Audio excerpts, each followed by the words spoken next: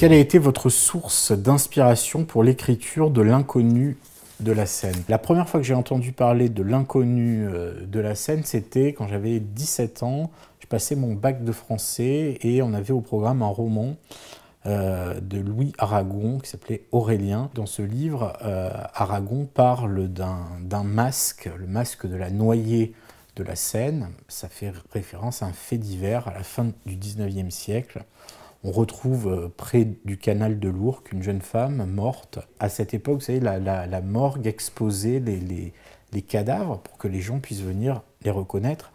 Et l'employé de la morgue trouve que le visage de cette jeune noyée est tellement serein qu'il en fait faire une empreinte en plâtre qui se transforme en masque mortuaire. Ce fait divers littéraire que j'ai rencontré pour la première fois il y a 35 ans, qui m'a inspiré pour l'écriture de l'inconnu de la Seine.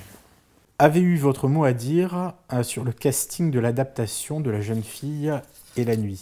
Il y a le tournage de La jeune fille et la nuit qui a commencé cet été dans le sud de la France avec un casting qui mélange acteurs anglais, américains, français. Et là, on est dans un lycée international. C'est 3 anciens amis qui reviennent dans leur ancien lycée. Le gymnase du lycée va être détruit 2 jours plus tard. Or, ces 3 amis, 25 ans avant, ont emmuré un cadavre dans le gymnase. C'est comme ça que commence La jeune fille et la nuit. Et oui, j'ai eu mon mot à dire pour valider ou pas voilà, l'esprit du casting. C'est assez bluffant de voir voilà, il y a des acteurs comme Johan Goffut, comme Rupert Graves, qui sont venus tourner dans les locaux de l'ancien lycée dans lequel j'ai été professeur et qui m'avait inspiré pour écrire ce livre. Rien que ça,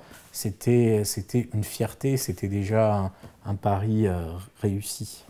Quel est le premier roman que vous avez lu? Le premier roman lu laisse souvent un souvenir marquant. Absolument. Moi, le premier roman que j'ai lu, c'est vers 11 ou 12 ans. C'était Les Hauts de Hurlevent d'Émilie Brontë. C'était pendant les vacances de Noël. J'étais chez mes grands-parents. Il y a une panne d'électricité.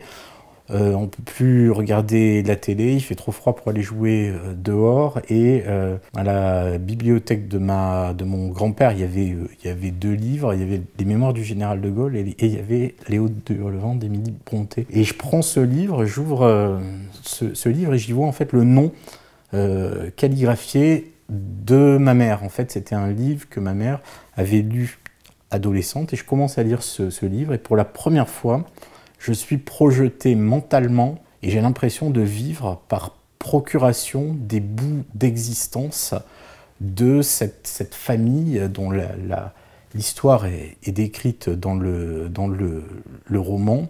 Ce roman qui est un roman assez violent, gothique, sur la passion amoureuse, sur une certaine forme d'emprise, sur une certaine forme de vengeance, de revanche. Et je trouve que ces personnages voilà, sont assez barrés. Et à cette époque, à 12 ans, oui, j'ai l'impression finalement de rentrer un peu en effraction dans le corps et surtout dans la tête de personnes, comme si c'était... comme si j'avais pas le droit en fait de faire ça. Et c'est ce qui m'a fait comprendre. Et ensuite, quand j'ai lu Umberto Eco dit voilà, celui qui ne lit pas ne vit qu'une vie, et celui qui lit peut lire 500 ou 5000 vies. Ben, je me dis, eh ben voilà, c'est exactement ça que j'ai ressenti la première fois que j'ai lu et que j'ai aimé un roman, c'est-à-dire la possibilité de vivre un fragment d'existence de quelqu'un qui était complètement différent de moi. Émilie Brontë vivait 150 ans avant le préadolescent que j'étais à l'époque, et elle vivait en Angleterre, au milieu de la lande battue par les vents, et moi j'étais sur la Côte d'Azur à la fin des années 80, et malgré tout, voilà, la force des mots et la force des livres, c'est un moment faire se rencontrer 2 intimités, y compris quand l'auteur est décédé. Quelle est votre routine journalière?